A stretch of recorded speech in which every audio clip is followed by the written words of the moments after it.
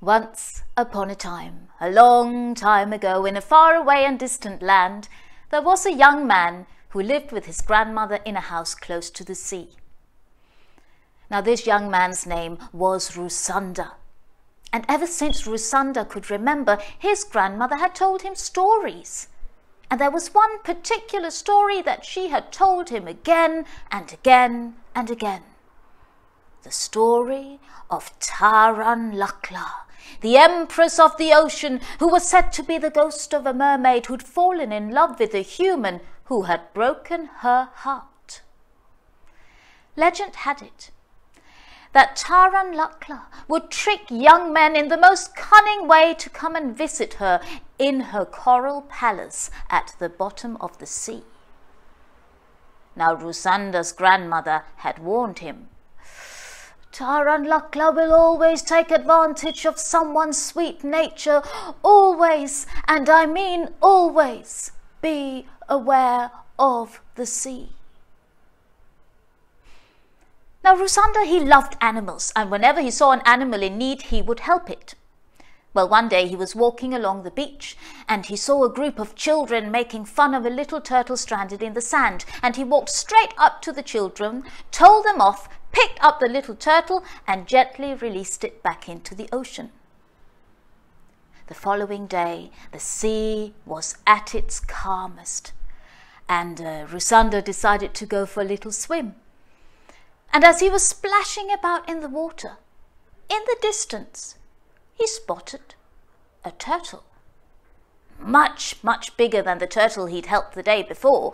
And the turtle swam all the way up to Rusanda, and then it spoke. "Thank you, Rusanda, for helping my daughter yesterday. As a gift of gratitude, let me take you to the bottom of the sea, to the Coral Palace." The Coral Palace.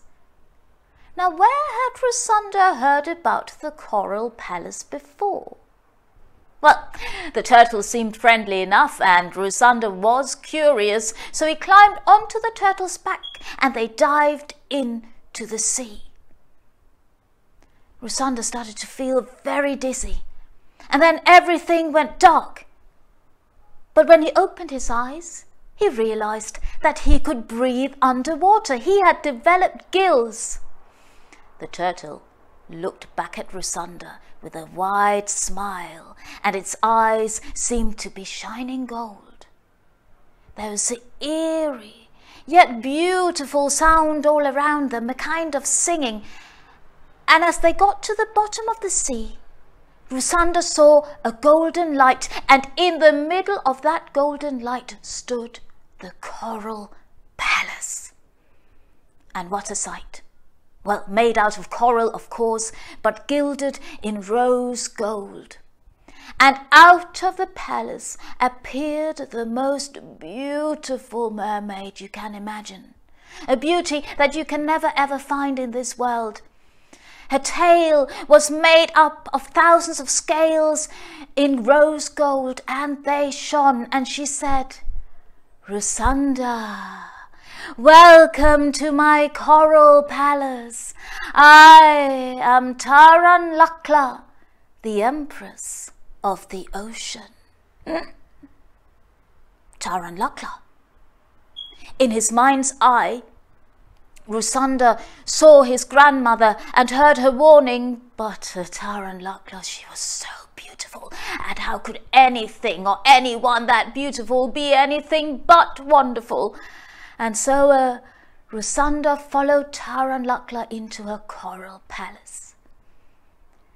Taranlakla fed him sweets made out of the finest kind of seaweed.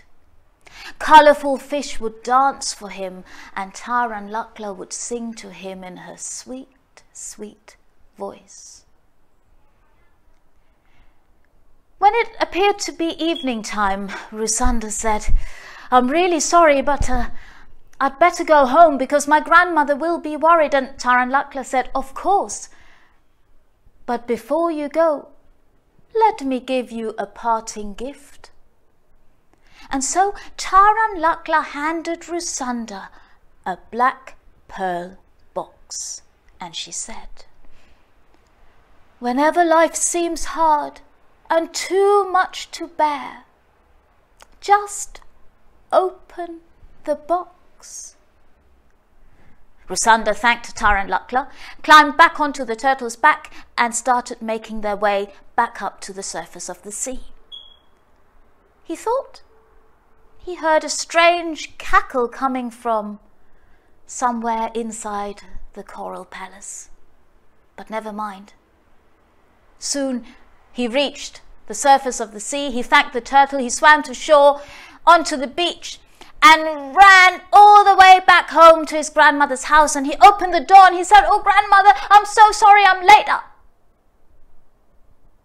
Well, he was quite sure that he was in the right house, but the house was full to the brim with people sitting at tables, drinking strange frothy drinks and looking into rectangular objects with moving images, and some people were even talking into these things. And Rusanda said, "What are you all doing here in my grandma's house? Can you get out?" And some people looked up and they laughed and went back to doing what they were doing. And Rusanda shouted, "I'm going to get the police!" And he ran out into the street. And then he realized that, yes, it was the right place. But everything was different.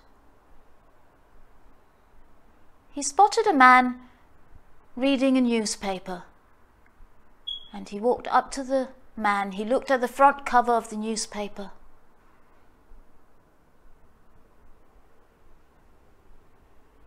And he realized that the date was 100 years later.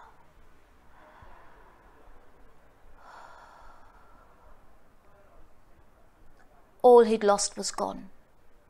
His friends, his beloved grandmother. He had nothing left in the world, nothing, apart from the black pearl box.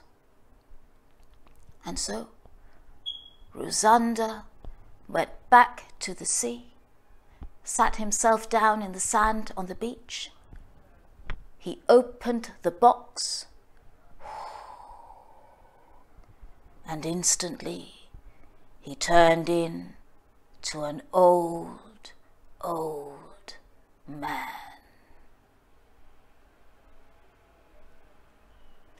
Thanks for listening.